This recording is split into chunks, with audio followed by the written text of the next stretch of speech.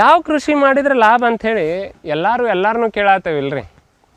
ಈ ಬಾಲ್ವಾಡಿ ಹುಡುಗರು ಸಹಿತ ಕೃಷಿ ಲಾಭ ಆಗವಲ್ತು ಬಿಡಿಯಪ್ಪ ಅನ್ನೋ ಲೆಕ್ಕಕ್ಕೆ ಬಂದಾರ ಇವತ್ತಿಗೆ. ಎಂಥ ಕೇಡಿಗಾಲ್ ಬಂದೈತಂದ್ರೂ 1 ಎಕರೆದಾಗ ಬಿತ್ತಿದ ಬೀಜ ಯಾವಾಗಾರೆ ಬಿತ್ತಿದ ಬೀಜದಕ್ಕಿಂತ ಕಮ್ಮಿ ಕೊಟ್ಟೈತನ್ರಿ, ಹೆಚ್ಚ ಕೊಟ್ಟೈತಲ್ಲ, ಹೆಚ್ಚ ಕೊಟ್ಟರು ಲಾಭ ಆಗವಲ್ತು. ಹಂಗೆ ಲೆಕ್ಕ ನೋಡೋದಾದ್ರೆ ಒಂದು ಮಾವಿನ ಹಣ್ಣೊಳಗೆ 1 ಬೀಜ ಐತೆ ಅಂತ ಹೇಳಿ ಲೆಕ್ಕ ಹಾಕ್ಬೋದೇ ಹೊರತು ಆ 1 ಬೀಜದೊಳಗೆ ಎಷ್ಟು ಮಾವಿನ ಹಣ್ಣು ಸಿಗ್ತಾವಂತ ಲೆಕ್ಕ ಹಾಕ್ತೈತನ್ರಿ. ಲೆಕ್ಕ ಹಾಕ್ಲಾರ್ದ ಸಿಕ್ಕರೂ ಮಾವಿನ ತೋಟ ಲಾಭ ಆಗವಲ್ತು ಅಂಥೇಳಿ ತೋಟ ಕಡ್ದು ಹಾಕಿದವ್ರು ನಮ್ಮೊಳಗೆ ಅದಾರಲ್ಲ. ಇರಲಿ, ಯಾಕೆ ಲಾಭ ಆಗತ್ತಿಲ್ಲ ಕೃಷಿ ಅಂತ ನೋಡೋಕ್ಕಿಂತ ಮೊದಲು ಕೃಷಿ ಅಂದರೆ ಏನು, ಅದ್ರ ಮಿತಿ ಎಷ್ಟೈತೆ ಅನ್ನೋದರ ಗೊತ್ತಾಗ್ಬೇಕಲ್ಲ. ಆಹಾರ ಬೆಳಿಬೇಕಂತ ಹೇಳಿ ಶುರು ಆದ ಕೃಷಿ ಇವತ್ತು ರೊಕ್ಕ ಬೆಳ್ಯಾಕೆ ಗುದ್ದಾಡಕತ್ತೈತಿ.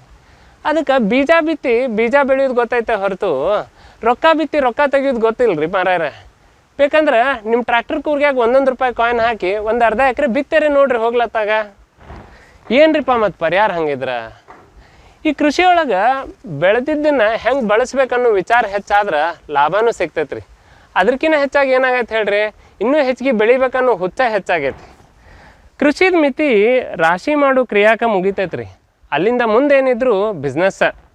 ಈಗಾರ ಹೇಳ್ರಿ, ಬಿಸ್ನೆಸ್ ಮೈಂಡ್ ನಂದಿದ್ರೆ ಅಷ್ಟೇ ಸಾಕೇನು, ನಿಮ್ಮದು ಆಗ್ಬೇಕಲ್ಲ.